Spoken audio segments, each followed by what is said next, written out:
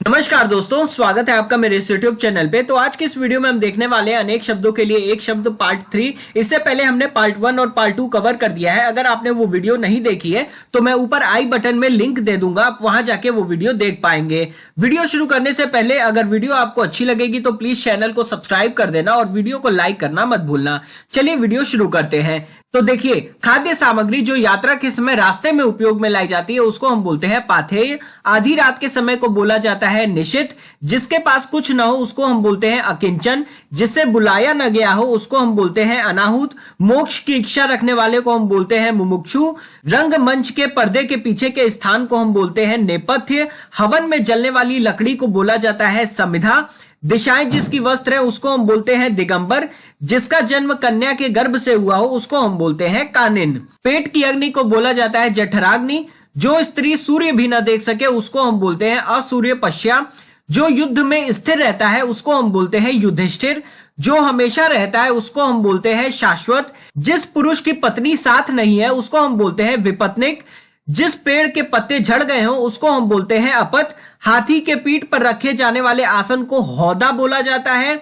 जिसे प्रमाण से सिद्ध न किया जा सके उसको हम बोलते हैं अप्रमेय। उपनिवेश से संबंध हो जिसका उसको हम बोलते हैं औपनिवेशिक। उत्तराधिकार में प्राप्त संपत्ति को बोला जाता है रिक्त।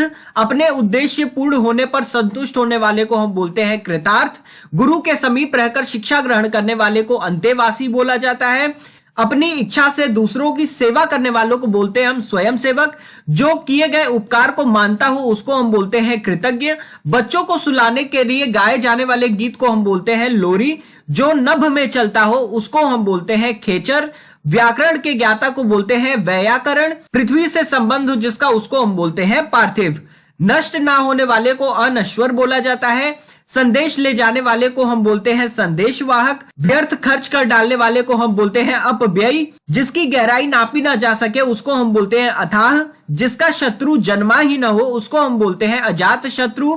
हाथी की तरह चलने वाली स्त्री को हम बोलते हैं गजगामिनी। पति के द्वारा छोड़ दी गई स्त्री को हम बोलते हैं परित्यक्ता। वनस्पति का आहार करने वाले को हम बोलते हैं वनस्पत्याहारी। वह लड़की जिसका विवाह होने को है उसको हम बोलते हैं वैवाहिकी। जिसका ईश्वर में विश्वास हो उसको हम बोलते हैं आस्तिक। जिसका ईश्वर में विश्वास न हो उसको हम बोलते हैं नास्तिक। जो दायर मुकदमे का प्रतिवाद करे उसको हम बोलते हैं प्रतिवादी। नीले रंग के कमल को बोला जाता है नील कमल। जिसे भले बुरे का ज्ञान हो उसको हम बोलते हैं अविवेकी। जिसके आने की कोई तिथि ही ना हो उसको हम बोलते हैं अतिथि। पसीने से उत्पन्न होने वाले व्यक्ति को बोलते हैं स्वेदज। जो मांस न खाता हो उसको हम बोलते हैं निरामिष। जहां पे खाना मुफ्त मिलता है उसको हम बोलते हैं सदावर्त। धरती और आकाश के बीच के स्थान को बोला जाता है अंतरिक्ष। जो गणना के योग्य न हो उसको हम बोलते हैं नगण्य। जो मृत्यु के मुख आने को है उसको हम बोलते हैं मरणासन। जो बहुत दिनों तक स्मरण रखने योग्य है उसको हम बोलते हैं स्मरणीय। जो बहुत आगे तक सोच कर काम करता है उसको हम बोलते हैं अग्रसोची। जो जरा सा भी खर्च करने में आनाकानी करता है उसको हम बोलते हैं कंजूस। ऐसा ग्रहण जिसमें सूर्य पूरी तरह से ढक जाए उसको हम बोलते हैं खग्रास। जो सामान्य नियम के विरुद्ध हो उसको हम बोलते हैं अवैध। ऐसी जीविका जो आकस्मिक हो हम उसको बोलते हैं आकाश वृत्ति। ज्ञान नेत्र से देखने वाले अंधे व्यक्ति को हम बोलते हैं दिव्य चक्षु। जिसका आदि अंत ना हो उसको हम बोलते हैं अनाद्यंत। जिसकी कोई सीमा ना हो उसको हम असीम बोलते हैं। जो कभी बूढ़ा ना हो उसको हम बोलते हैं अजर। कुसंगति के कारण चरित्र पे दोष लगने को हम बोलते हैं कलंक। जहां लोगों का मिलन हो उसको हम बोलते हैं सम्मेलन।